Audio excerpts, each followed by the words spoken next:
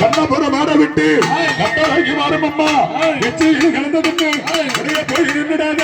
வீட்டு கலந்ததுன்னு தூர போய் நின்றுடாத காலாங்கரியா கண்டவர்கள் பேசுங்காலம் சொல்லாத உலகமடி கொல்லாங்கு நேரமடி அறுபத்தூர் எல்லையில குற்றாக ரூபடுத்து அமர்ந்தவராம் அறுபத்தூரா